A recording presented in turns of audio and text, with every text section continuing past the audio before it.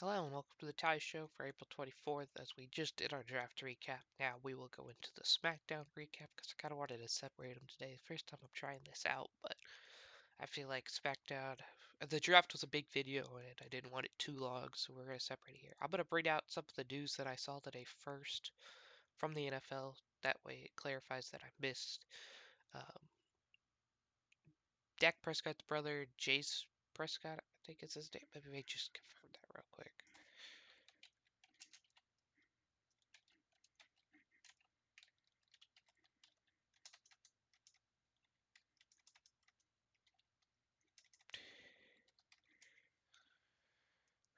Yes, Jace Prescott passed away at the age of 31 um, Thursday morning.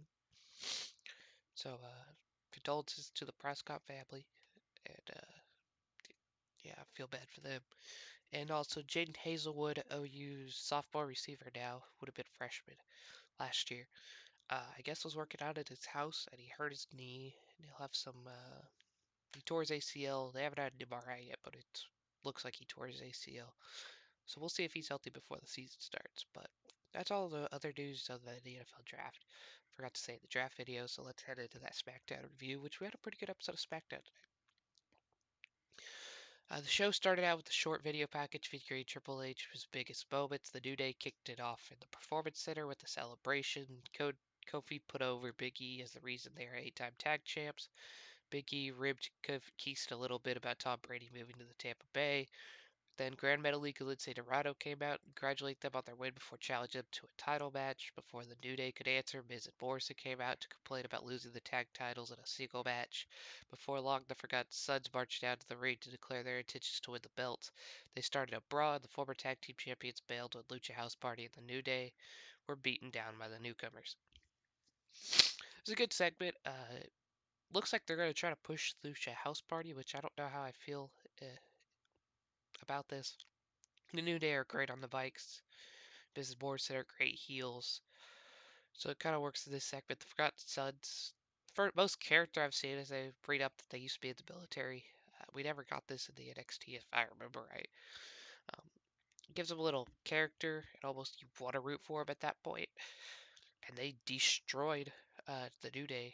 Uh, Jackson Riker hit his finisher on Kofi, and then Wesley Blake and Steve Cutler hit their finisher on Big E. As they stand tall, it looks like they'll be the main contributors to the tag title race with the New Day. Be interested to see what we see there. Then we went into Drew Gulak versus Baron Corbin for Money in the Bank qualifier.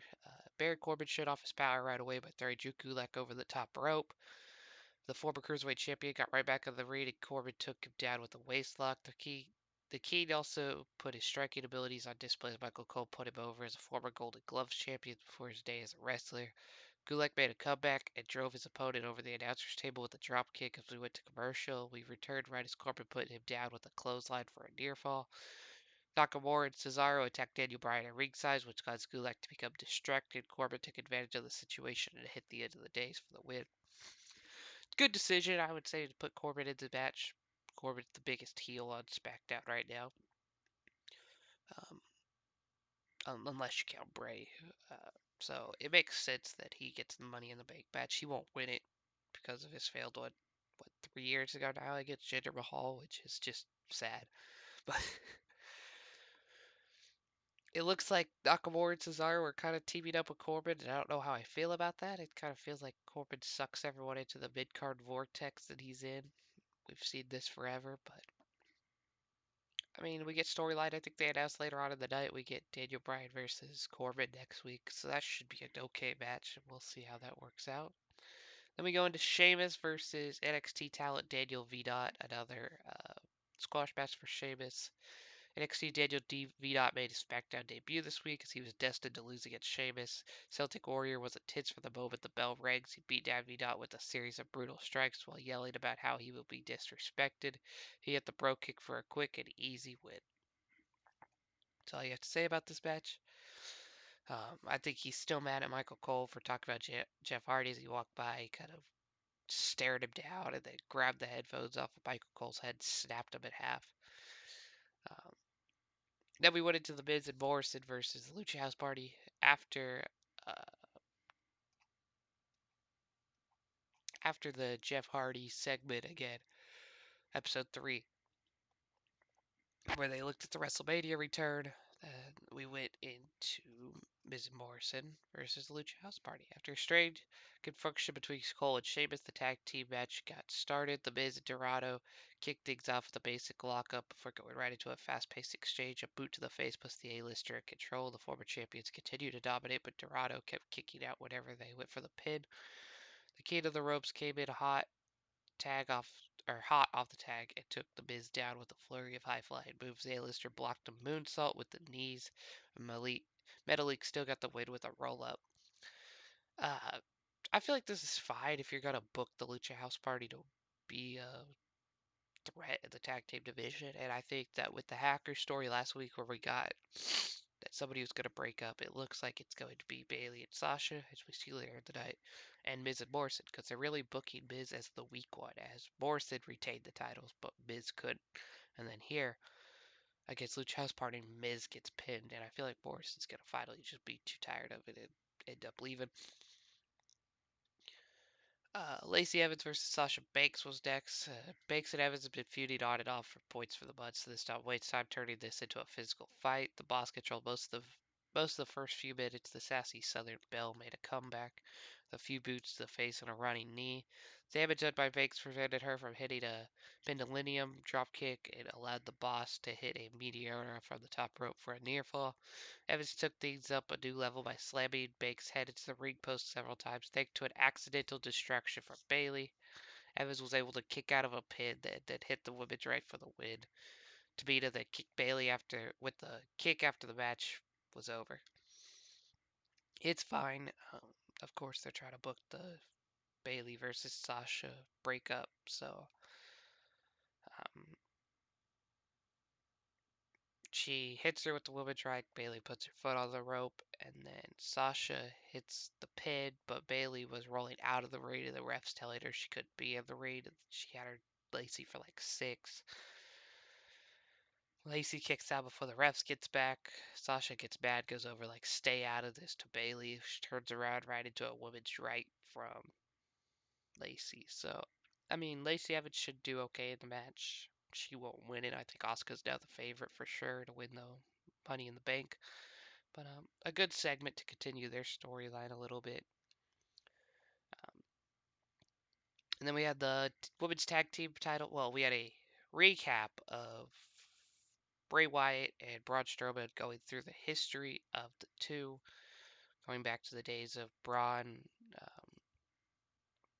being Bray's part of the Wyatt family, being part of Bray's weird cult thing, and Braun breaking away from that, and Bray training him up, and then also walking away from it. But the weird thing I found about this is that they're not booking Braun. They're booking Braun versus Firefly Funhouse Bray, which they've done this once with the Miz, but because there was no storyline there. Now there's storyline. I don't get why the Fiend's not versus Braun, and I feel like they're gonna have Braun win this match, which I don't like. Unless you continually feud. And the Fiend wins at SummerSlam. But again, you give Bray a loss that he probably shouldn't get. Then we go into the women's tag team title match. Alexa Bliss and Nikki Cross face Carmella and Dana Brooke. Brooke and Carmella were quick to take control of Bliss and Cross before the show cut to commercial. Match was more competitive when we returned. There was a lot of action in and out of the ring. It rarely felt like the partners who were supposed to be on the apron awaiting to tag were in the right spots. It was much shorter than expected. It ended with a version of the Dudley Boys finisher. It was like a modified 3D. Nikki picked him up, and Alexa, instead of hitting the cutter, hit a DDT. So it was fine. Uh, Nothing special coming out of that. Um, Congrats to them retaining. And then the main event of the night was Triple H's 25th anniversary return. So Triple H comes out. It was more of the roast of Triple H as he has the water bottle and some guy walks back him and take the water bottle so he couldn't spit it. And then he gets into the ring and Shawn Michaels comes out, of course. Talks about how he invited everyone here, but no one showed up. Uh, he he's like, hey, Michael Cole and Corey Graves showed up, and he's like, yeah, that's all you need. Your whole career's kind of been described like that. And they're like, let's do a recap of your careers. They go through all his WrestleMania losses and all the low points of DX. And then you had Stephanie call, and Shawn Michaels was making fun of her. She's getting mad at Shawn, and then Ric Flair called, crying, wishing Triple H a good time that X-Pac called. Then Vince came out and told Triple H that he loved him, but then also told him that there's been some lows to the gobbledygooker, the Katie Vick storyline, and even the Bailey "This Is Your Life" segment, as they kind of shouted out as that being crickets. Um, kind of Then he kicked him out of the performance center as the lights go off. Cricket sounds start going, and Triple H was like, "Is that crickets?" And Shawn Michaels like, "The story of your career." It was funny. It was kind of roast Triple H, kind of a send off, but it wasn't. It would have been better with fans, of course. But all in all, it was a pretty great show this week. I don't see anything wrong with it. There wasn't anything too memorable from it either. But we'll see. Like I said, next week we have two more Money in the Bank qualifiers between Otis and Dolph Ziggler and Mandy Rose and Carmella. Be interested to see who wins those. As we talked about, we have the Daniel Bryan versus Baron Corbin match. And that's about it. Leave a like, leave a comment, telling me what you guys thought of SmackDown.